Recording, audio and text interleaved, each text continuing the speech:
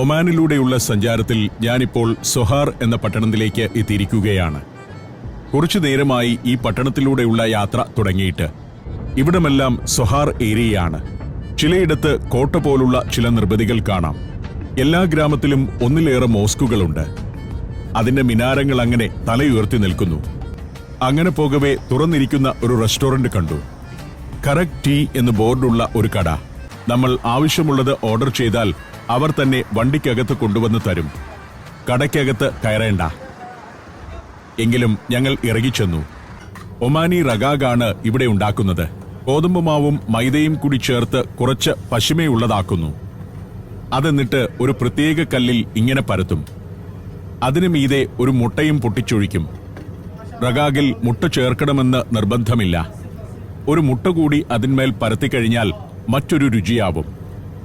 Protein കൂടി ചേർത്ത ഒരു കനപ്പെട്ട ഭക്ഷണമായി റഗാഗ് മാറുകയും ചെയ്യും.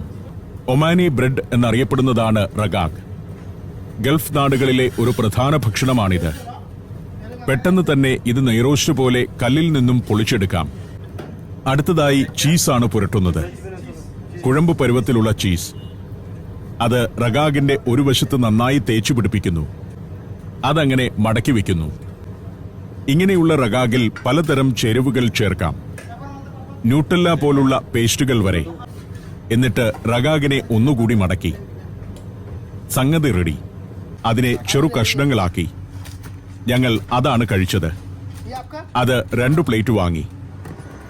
മധുരമുള്ളതും മധുരമില്ലാത്തതും. സംഗതി ഗംഭീരമെന്ന് ഡോക്ടറും സാക്ഷ്യപ്പെടുത്തി. ചീസും തേനുമെല്ലാം ചേർന്ന രുചി. ഇവിടുത്തെ ജോലിക്കാരും മലയാളികളാണ്. ഞങ്ങൾ അവിടെ നിന്ന് വീണ്ടും യാത്ര തുടർന്നു.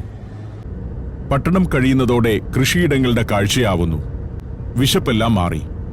ഒരു സുഖമായി. ഡോക്ടർ ഷാഫിയോട് നേരെ മസ്കറ്റിലേക്ക് വിട്ടോളാൻ ഞാൻ പറഞ്ഞു.